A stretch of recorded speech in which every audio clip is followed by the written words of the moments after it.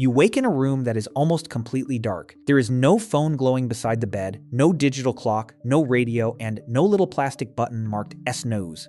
Outside, a horse shifts in a wooden stall. Somewhere beyond the roof, a rooster is preparing to make himself everyone's problem. You need to be at work before sunrise, but you have no personal alarm clock.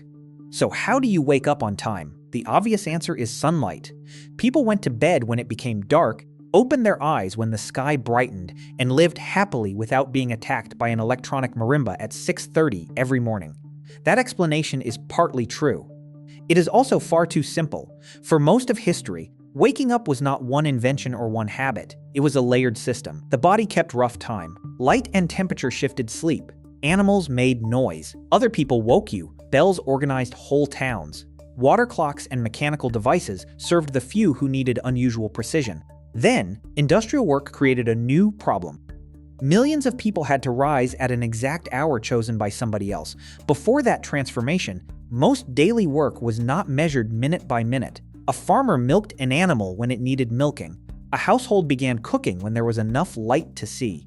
A fisherman watched the tide. A market opened when buyers, sellers, carts, and daylight all arrived. British historian E.P. Thompson later described much pre-industrial labor as task-oriented. The job was tied to an event or a completed task, not to a hand pointing at 5:47. That does not mean time was unimportant. It means time was visible in different things. The angle of sunlight moved across a wall. Shadows shortened toward noon. A fire burned down. Frost softened. Birds began calling. Cattle became restless. The world was full of clocks. Most of them simply did not have numbers printed on the front. The most important clock was in Zen side the sleeper. In the human brain, a small region called the suprachiasmatic nucleus receives information about light through the eyes and helps synchronize a roughly 24-hour cycle. That master clock influences melatonin, body temperature, alertness, and many other processes. At night, melatonin rises and the body prepares for sleep. Toward morning, the biological night begins to end. You do not wake because sunlight physically pushes your eyelids open. Your body has been preparing the change for hours. Sleep pressure also matters. The longer you remain awake, the stronger the pressure to sleep becomes. During sleep, that pressure falls. Waking is most likely when the internal circadian signal for alertness is rising and enough sleep pressure has been removed. A person who follows a stable routine can sometimes wake at nearly the same time without any alarm at all. The brain is not reading a clock face. It is repeating a trained biological pattern. Natural light makes that pattern more reliable. In 2013, sleep researcher Kenneth Wright and colleagues at the University of Colorado Boulder studied 8 adults during ordinary modern life, and then during a week of camping with sunlight, darkness, and no electric lighting. In the modern environment, their biological nights were shifted later. Under the natural light-dark cycle, their circadian timing moved earlier and became more closely aligned with sunset and sunrise. This does not prove that every person in the past sprang out of bed smiling at dawn. It shows that a bright day and a dark night provide powerful timing signals. Modern people often receive the reverse: dim indoor light during the day and bright screens at midnight. We have created a lighting system that tells the brain, with impressive confidence, that bedtime is whenever the final episode ends. Temperature also helped organize sleep. In 2015, Gandhi Yetish, Jerome Siegel, and their colleagues measured sleep among the Hadza in Tanzania, the San in Namibia, and the Tsimei in Bolivia.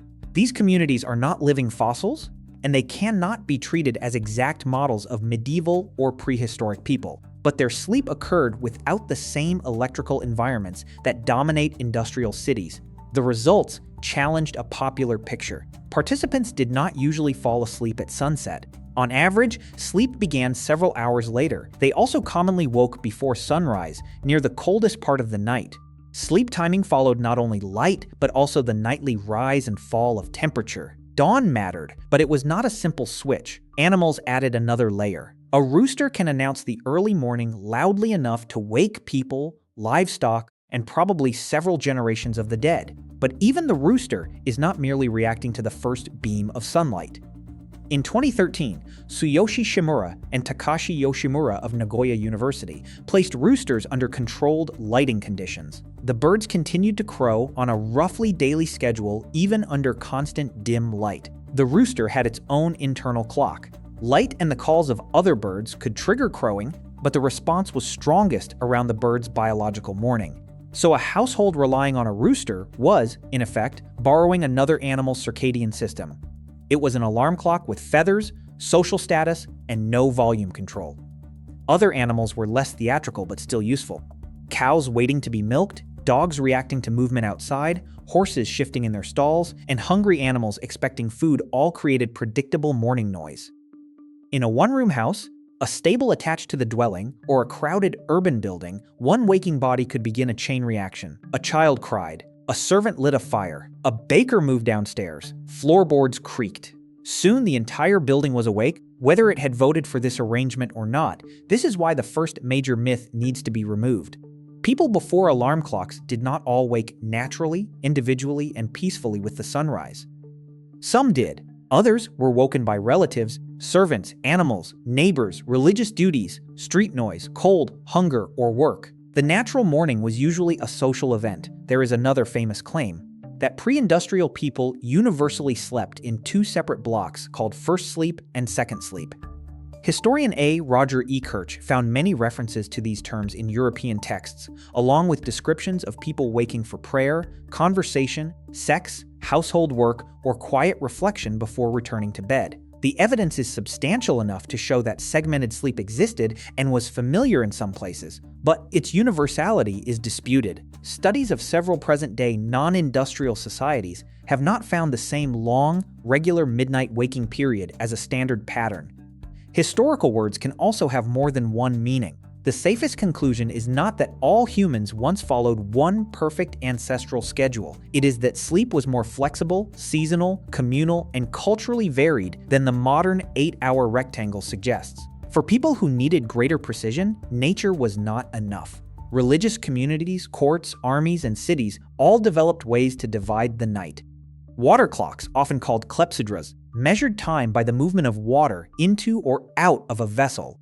They had been used in ancient Egypt and the classical Mediterranean for purposes ranging from astronomy to legal speeches. Ancient sources also describe clocks that could produce a sound. The Greek philosopher Plato is traditionally credited with possessing a water-driven device that signaled before dawn, perhaps for early lectures. Later Hellenistic engineers designed more elaborate mechanisms in which water pressure could move figures, drop objects, or force air through pipes. The exact story of Plato's personal alarm should be treated carefully. No labeled Plato alarm clock survives, and modern reconstructions depend on later written descriptions and interpretations. It is better understood as evidence that ancient people knew how to make timed signals, not as proof that Plato kept the first bedside alarm beside a neatly folded pair of philosophical pajamas. These devices were exceptional. They required construction, maintenance, water flow, and someone who understood how to calibrate them. A farm laborer did not normally own a hydraulic machine. A monastery, palace, or wealthy household had a better chance. Medieval monasteries faced a particularly difficult waking problem. Monks and nuns were expected to gather for prayers at appointed hours, including services during the night or before dawn. Someone had to remain responsible for time, watch the stars, maintain a lamp or water clock, or wake and listen for a rough interval. Practices differed by place and period. Precision could be approximate, seasonal, and adjusted through experience. Once one person was awake, a bell could wake everyone else. The bell transformed private time into public time.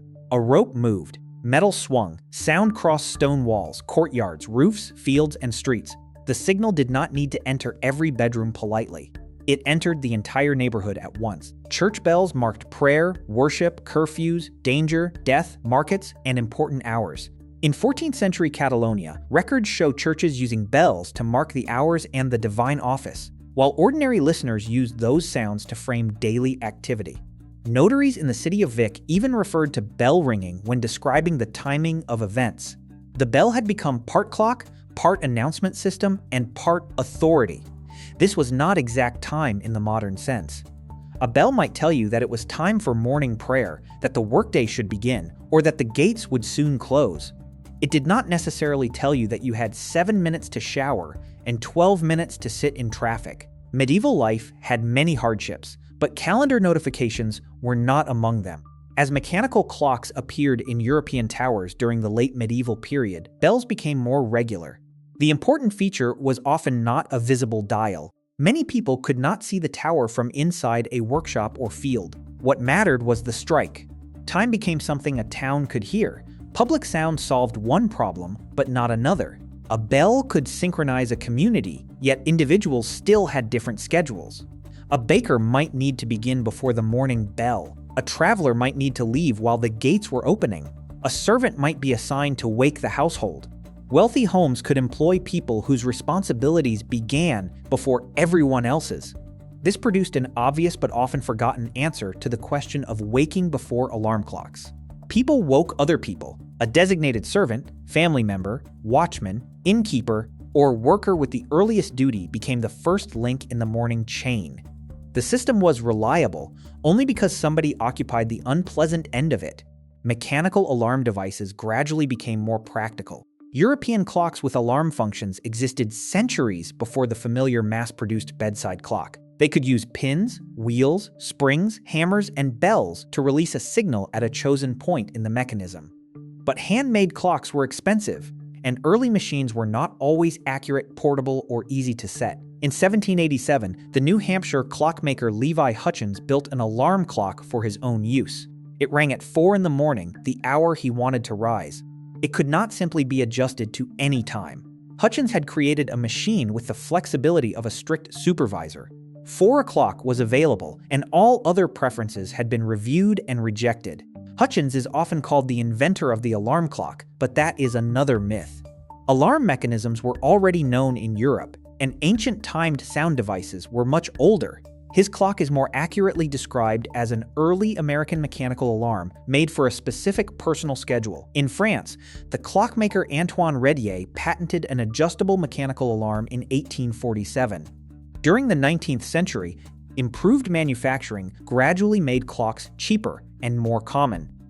But cheaper did not immediately mean cheap enough for every worker, and owning a clock did not guarantee that it would run accurately through the night. At exactly the same time, factories were making punctual waking more important than ever. Industrial machines, mines, mills, railways, and large workforces operated on synchronized schedules. A worker could no longer arrive when the road was bright enough or when the household had finished breakfast. The gate closed at a stated time. Late arrival could mean a fine, lost wages, or dismissal.